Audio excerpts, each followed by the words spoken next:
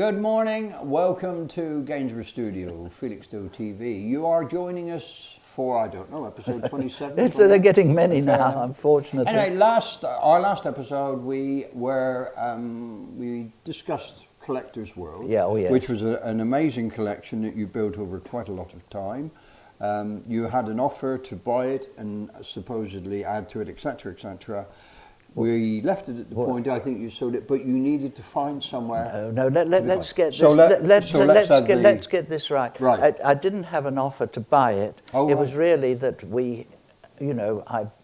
I was getting on in years. What, I mean, 26, 27? Oh, absolutely. Yeah. But you see, there was my wife wanted to retire. We'd been married then for 59 years, I think it was. Right. We had a big family, and there was I, to her great annoyance, and I'm sure a lot of wives will sympathise with her. Yes. There was I going off at a random. I started off, I bought a very nice property, a nice big farm, in a lovely position. We had 20 peacocks, a beautiful walks in the wood, and lovely. And there, her dreadful husband, he suddenly, what did he do? He started getting visitors and opening it to the public. Yes. And people acquiring more and more things. Yes. And as you know, we spoke last time, I had a mile-long, how shall I say, traipse to go around 17 buildings of collections. We did all and, that, and then we went from no visitors, where my wife was as happy as a sandboy, with nobody on the farm except ourselves. We could go out with the dog, just enjoy ourselves. Yeah. And then, of course, from that, we suddenly developed that there was these people queuing up to come in. We ended up with 70,000 visitors a year, which is a lot of people. And there's my poor wife, who thought we were retired, feeling, well, what's this? There's hundreds of cars in the car park. There's a restaurant for coping with people. There's all these crowds of people being shown round. Right. They're going round the farm looking at the animals. So at what point did you say enough is enough then? Well, she as women do, of course, they make their position very clear. You're not left in any doubt. No, you're not. And if you're a good husband, my advice to any husband is to treat his wife every day as if he's still courting her. Right. So obviously, with that viewpoint, if she wanted me to close it down, well then, I made arrangements. And I first of all, I found a woman who was a very nice girl. She came up from London to see me, and she said, "Oh, you said you've got a winner here to sell. There's no problem selling this." Right. And because, of course, with that turnover, it was a tremendous turnover, 70,000 visitors a year, and people came back over and over again. It wasn't just one visit, because you couldn't get round it in one visit. It used to take you several hours just even to get round once without looking at anything properly. Right. And that's without the outside and what have you. So she said, "Oh, this would be tremendous." And she came up a number of times, and she said, "I'll put it on the market." I forget how many £1 million she said we'd put it on the market for. But I said, "Well, that's fine."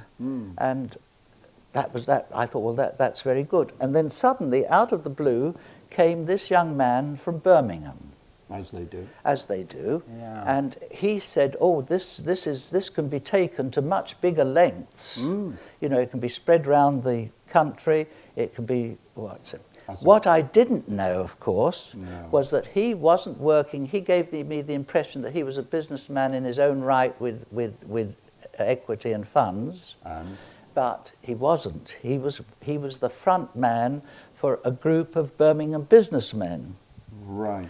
And so he negotiated with me, and on this basis that it would be taken to much bigger things and much better things and what have you. And I thought, well, that's fine. This is good.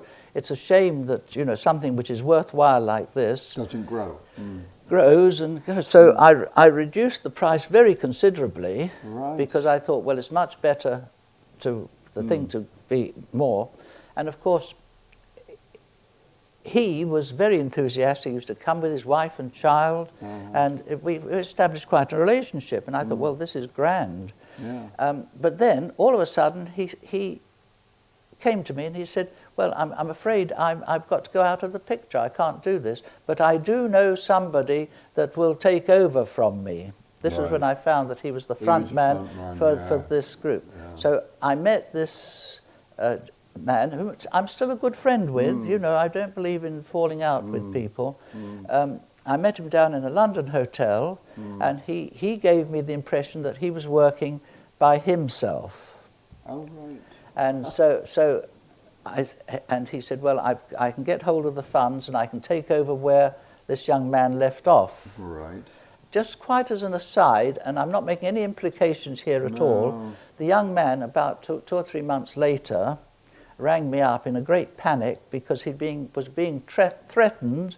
I would have his knees broken. Really? But I'm not making any... No, you didn't hear that. Zero. No. But I'm only just saying, I don't know what went on behind the scenery there. But it wasn't as you thought. It was a very in-between thing. There was the sale was practically completed, and all the arrangements made. Suddenly it all fell through, and I was negotiating afresh, but on the same terms. He said he'd carry on. I was very impressed with him. He was a very nice man. Right. And he promised all these different things. And I said, well, that's fine. But you see, I was in the situation where, because the young man had, how shall I say, pulled out, I even had a new road put in, a new entrance road. Oh, right. It cost £20,000 to put in. It was quite a big road. Right. And I was going ahead as I was going to carry on myself. And so then, all of a sudden, it all came to fruition. Right. And it looked as though it was going to go out. He was going to make a much bigger thing of it. It would be around the country. The original deal. More or less like that. Right. And a date was fixed. They said, we want to complete as quickly as we can. All right. And so a date was fixed for this. And I was suddenly faced with the fact that there was I was selling it lock, stock and barrel, the whole lot. Yeah. But we had obviously our own furniture and our own personal things, and where do I put them all? Right. I mean, we had other properties, but only flats. So we had the London flat, but you couldn't put a mountain of so I was suddenly faced with having to do something. So I thought, well, I went down to the estate agent and got a list of the houses, and I went to look at this house in Stoke Ferry. Oh, right. And it took my eye. I love something which is different. Yes, and indeed. This was a Georgian house. Oh, and lovely. It was a very interesting house because it had formerly been part of a brewery and a pub. All right. Interestingly enough, it had an association with Nelson, as a boy.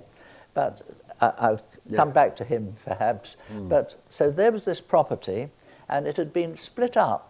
If you can imagine, a brewery is a huge thing. I can imagine, And the brewery side had actually been converted into a house. Right. The bit which was, how shall I say, the public house or the hostelry was another house, and the owner's house was next to it, which was this lovely Georgian terraced house. Right. But because it had been part of the whole thing, it was on 3 floors, I can't remember, a number of bedrooms, but next to it, part of it was a huge barn, empty barn. Oh, right. And it was very inconvenient, and because it was inconvenient, it wasn't a bad price. Oh, so I thought, well, this is ideal. I remember going with my wife to look at it. She wouldn't even go round it. I love that. I love it. She sat downstairs and said, well, you must do what you want. Did she? And I said, well, we'll buy it just to put the furniture in it so that we can move out and conclude the deal. So we fixed a date for the sale. Right. And the date came, and of course, they didn't complete. Not complete. And I suspected that they wanted me to reduce the price more. Oh, no, that's wicked. I don't know this. This is something I don't know. But I discussed it with my solicitor, and he said, well, you have got a contract with them, and you're bound. And I said, well, no. But he said, well, if you give 10 days notice, you can get out of it. Right. So I gave the 10 days notice I can't remember the exact details of it, but I did what he suggested, gave the 10 days notice and did it.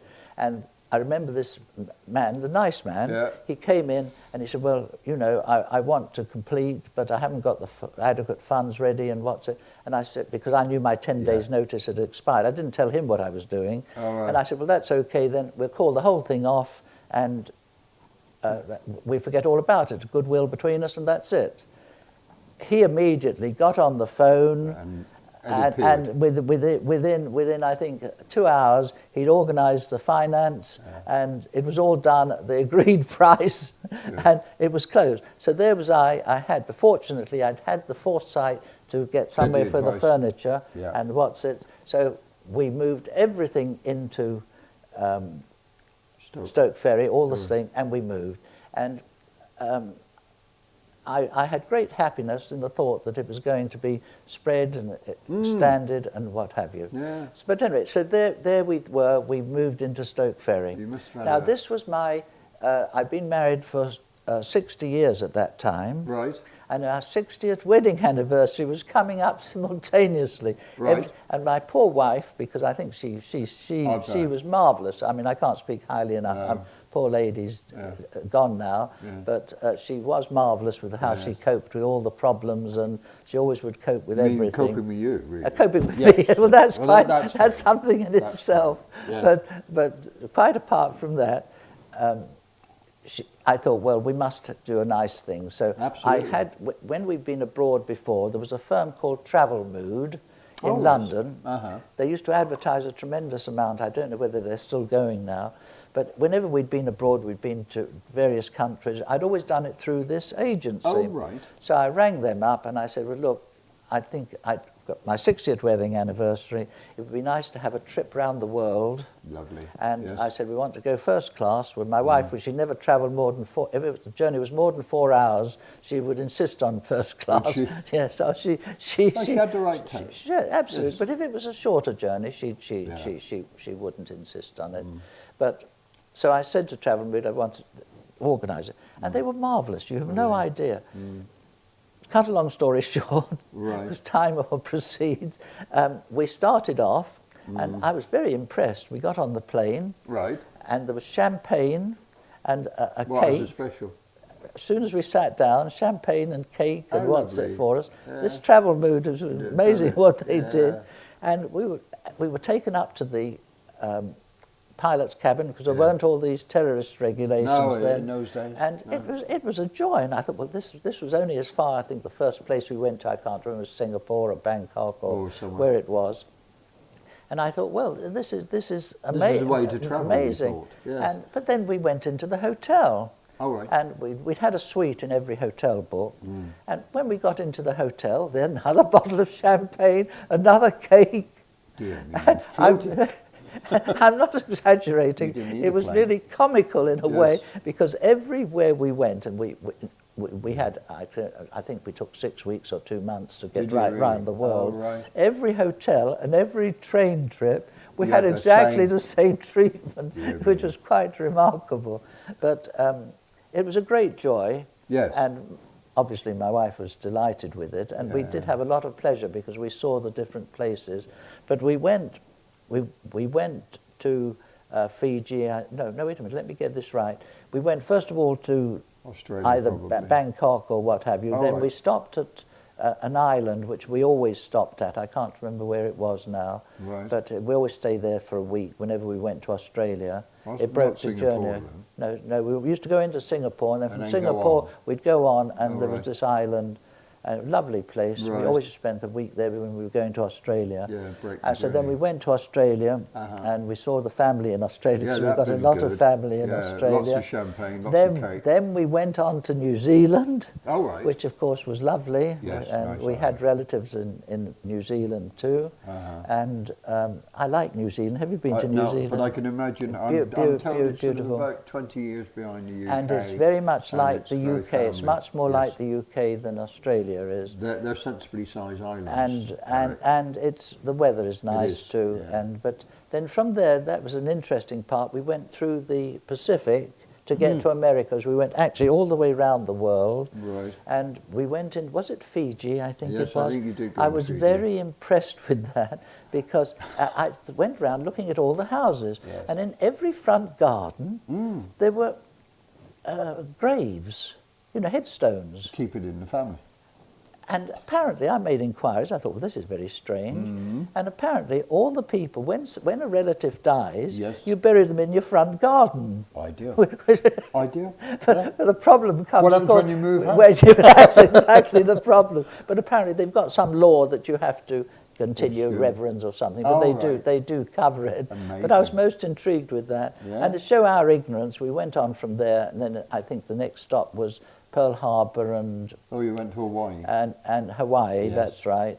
But that was fascinating. We went on a submarine and we saw the actual place where they'd invaded, the Japanese had invaded. Yes. And it was wonderful to see it all. It brought it all back to life because I'd lived through it, but of course it was only by hearsay.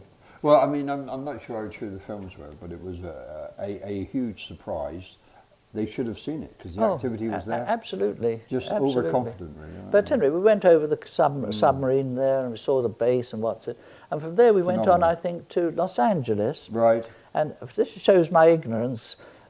We had a lovely suite there. I couldn't believe it. Right. I went into the suite and we looked out of the window and there was a hillside and it said Hollywood.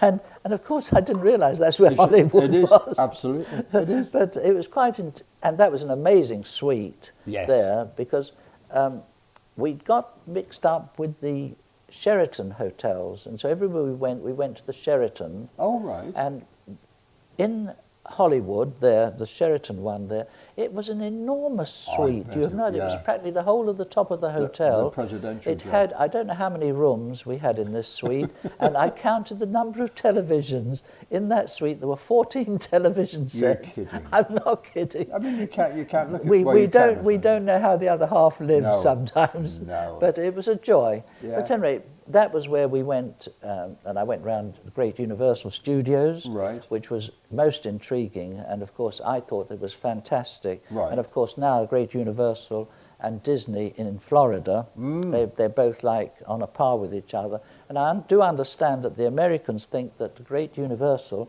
is better than Disneyland. I can believe that. I don't know whether it is or not. Well, I mean, the actual techniques you've got to have to make films are way ahead, aren't they? Well, they're colossal. But Did you get to see any of the stars' homes? Oh yes, we went on the tour round, seeing all the different stars. It's well organised, but I must say these agents, they did such a magnificent job. Brilliant. And I'm going to do another little holiday. I'm planning at the moment, but so I'm trying to find if I can find them again. Oh, I see. But they'll remember me, I'm sure, because brilliant. it's what's it. But at any rate, one of the interesting bits was, of course, I can't remember whether we covered this in one of our previous ones, but I was very anxious. I was in Burma during the war for 2 years or 2.5 years. In the Met Office. In the Met. I was attached to the Americans, and we did the upper air research. Yes. I didn't realise it at the time, but I think they were getting ready for the nuclear bomb. Yeah. But I wouldn't have associated myself with it if I'd known that. But at that time, we used to have these giant helium balloons. We used to send them up with a radio transmitter, pick up the signal, and chart it and plan it and send it off. It was very interesting. But I got to know the Burmese very well, and in fact I had a house there and a car and and I enjoyed Burma while I was there. So you sort of divorced yourself from the military and became nearly a civilian then? Well, I was still in the military. Yes, I know. But it happens. But it happened. It does happen. In a one-off job like that, you just drop out the system. But Burma was, to me, a unique place. Yes, it is. It's completely different. And so I thought, well, I would like my wife to see this. Oh, right. So I can't remember how it all turned out. I don't know whether it was on that trip or on another trip. But in Australia, before I left England, I went to the Burmese embassy and got a visa. And it was very difficult to get a visa to get into Burma at that time. Yes, the military It was all under the military. Yes. But I got a visa. But then when I was in Australia, I found somebody who was a friend of one of my children. Yes. And it was a lady, and she said, "Oh, you've got to be very careful in Burma." She said, "It's one of these things that the currency has all gone mad." Right. And she said, "What you've got to do if you go to Burma is to take lots of cigarettes, packets of cigarettes, and whiskey." Yeah, and barter. And so I thought, well, that's very odd And she said, also, I'll have to make arrangements for you so that you're protected. Yes. So I thought, well, I don't matter, let them do all of this. Right. So to cut a long story short, we went to, we flew to Singapore, and then from Singapore we got a plane to Rangoon, as it was then. It's now Mumbai, not Mumbai. No, something else. Mamia or something like that. But we got the plane there, and my goodness gracious me, it was most amazing, because when we went to Singapore, I said to my wife, now you're going to see a bit of the old world, the markets and the huts with straw huts and what's it. Of course, we went into Singapore, completely all modern building. It's all gone, all rebuilt, all done, and what have you. So this was why I thought, well, I must take her to Burma so she sees what it was like. Yes. We flew into to Burma, and it was incredible. It was as if time had stood still. Absolutely stood still. And just to give you an idea, we got because through this lady, we had a minibus and 2 guards and a guide tour, a tour guide. £50 a day, including the minibus and the 3 services of the 3 people. It would have, And so we felt safe with this. Right. And they used to join us at the first thing in the morning and be with us all day and go off last thing at night. Really? It was absolutely incredible. Yeah. But I'll always remember they took us to the what do you call it? The big church, the main church there. What, the temple? No, the Christian one. Oh, right. Cathedral. Oh, right. They took us to the Rangoon Cathedral. Right. And of course, all locked up. But they opened it up for us to see. And outside, we went round and my wife saw it all, because I'd been there when I'd been there before. But there was a man cutting the grass. Really? And do you know how he was cutting the grass? He was on his hands and knees, and he had a dinner knife. And he was cutting the grass like this. Yeah. And I said, what's he doing with that? Not even a pair of shears. No. And he said, well, that he took him all morning to cut a square about a yard square. Right. And he apparently got 2 pence for it, but that was enough for his rice for the day. And keep him going. It kept him going. And so it was quite incredible. But what was interesting was, we wanted to give some money to some poor people and what have you. Yeah. And this guide we had, because she'd been associated with the Australian woman, I think, we handed over the cigarettes, and we got amazing. We did everything in dollars, I think. Yes, I can't remember what it was. It tends to be dollars. But we were doing, getting vast sums of money. It was a tremendous long way. But it was very interesting that although the money went a long way, when we went to the embassy, I wanted a cup of coffee. Oh, right. And I said, how much is that in rupees? And it came to about £10 for a cup of coffee. So had we not met the woman in Australia, we would have been really... You would have been shafted. But it was in a terrible state, because unfortunately if people went to hospital, if they didn't pay, they were left in the corridor or out, and we saw a funeral going by, and I asked the guide, I said, what's this funeral going by? She said, oh, well, this was a man, he had cancer, he went to hospital, and because he had cancer, he couldn't pay, he threw himself out of the bedroom window and killed himself because he couldn't afford, he wasn't going to burden his family with all of that. So it shows you how, and then on another occasion, of course, it was under the military, and we went along the road, and the guide said to us, we drove along, and the guide said to us, don't turn your heads, but just look at that gate through there on the right, and there was guards standing on it, said, if you turn and look, they'll shoot you. And that was where the woman, And so was you. That's right. That's where she was held. You were there at that time? And that we went by when she was confined there. But apparently that was the fear they were all in. But absolutely incredible. Yeah. She took us. I said, I'd like to see, the real Burma. Yes. So we went about 10 miles inland, and we went to an island, I don't remember what it was, but absolutely unbelievable. But everybody was happy. They had no money, nothing, there was nothing there, but they were so happy it was hardly true. But I don't know, the Burmese people themselves, I've met a few, seem they're very happy. And I think they're very happy if they happen to be in the UK. Oh, yes. And I you know, I mean, it's been a tragedy since the war. But hopefully it may be turning the corner now. Well, now and let's hopefully, hope so. because they've been trying to stop her standing, haven't they? But I believe she may be standing in the next election. Yes, We'll see. I hope so. But you did all of this.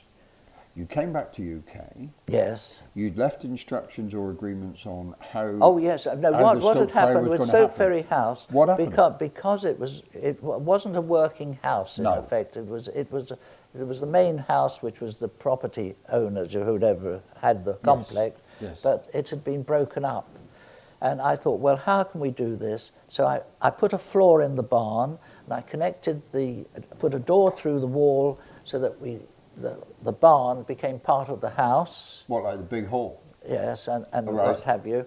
But so it worked very well, and I had 3 men who were full-time working for me. Right. And I put them building, and then I got a foreman.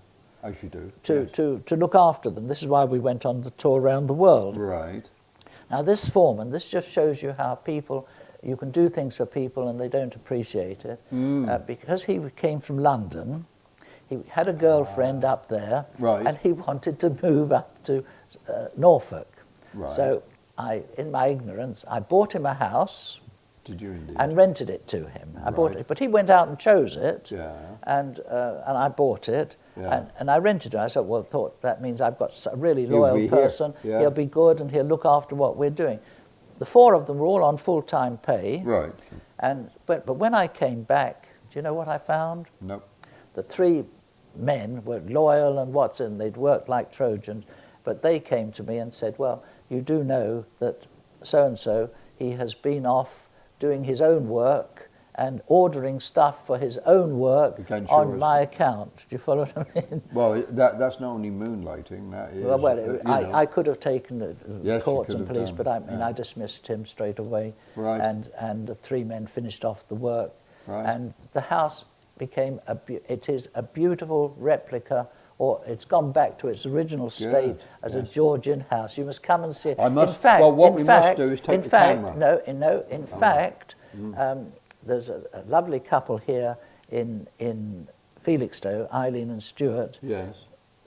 I got them to go over there. Oh, right. And they have filmed it, done a lovely film on it. So we need we've got to unearth that, and perhaps that can be shown. That would be good. And so you'll have a lovely sight. You'll have a lovely show of the Stoke Ferry and this Georgian house, because the Georgians did live beautifully. They did. But it would be good to go up there and then go on to the other and then come down. Yes, we need to do a Norfolk tour. A Norfolk tour, that's right. We'll do that as a one-off special when the weather's better. When the weather's and we're better. into early spring. When the daffodils, daffodils are already up. Oh, yes. But there we came back into Norfolk like that, and after the tour, unfortunately, my wife then hoped that I would retire and stay still. I bet she did. But of course, my mind looked at the television situation, because I was, as you know, if you look back in my earlier lives, I did a lot of television with the BBC. You did, and other things in the early days. And I became horrified to find that everything was being scripted, rehearsed. What do you mean, to make make programs? Oh, right. Now, this is all right if you're going to produce a film, or if you've got a lot of money, that's fine. Okay. But you see, the spontaneity of television is really seeing something live.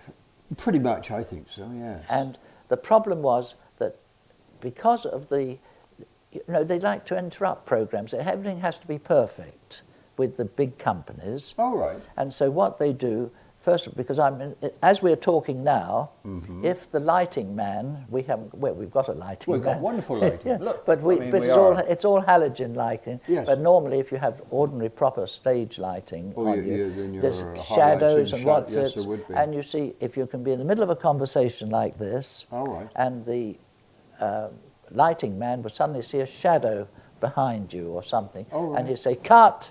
and everything has to stop. But that kills that destroys what you're thinking about. Does, yeah.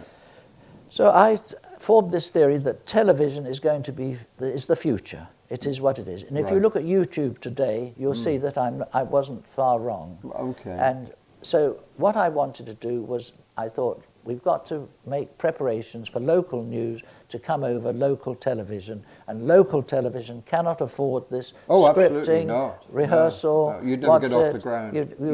You wouldn't. No. And so I formulated this thing, and I set up a studio at Stoke Ferry. All right. But then when I'd set it all up and got it ready, I found I was too far away from the telephone exchange for streaming.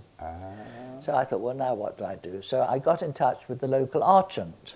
Oh, yes. And they were in King's Lynn. Mm-hmm. I went there and I saw their local manager, and their house, just to show you how local news is going over to television, they had a big property there, and they had employed 150 people in it. Really on huge. their local news. Yeah. Now that had dwindled, and this is way back then. Right.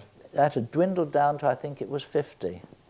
2/3 lost. And I mean, I understand today that it's going down. Local news goes down by 10% a year. It is something very, very sad. Yeah. But they were very enthusiastic. They introduced me to the regional manager, and at the time, in that building at King's Lynn, the first floor was empty. Oh, right. And they said, well, if you'd like to set up a studio there, we can set you up with a studio there. We can do something together. And I thought, well, this is great. This is just what's needed. So that would have been community TV? That would have been community television. But then it came about that we were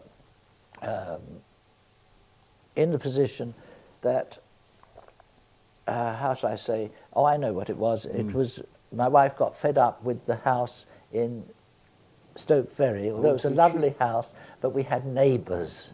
And of course, all our lives, we never had neighbours. She never liked neighbours. So she didn't want us to live there. But I'd bought a house in Ipswich for one of my children, and the house next door came up for sale, a bigger house with I think 5 or 7 bedrooms, I can't remember. So I thought, well, we'll buy that, and we'll move there.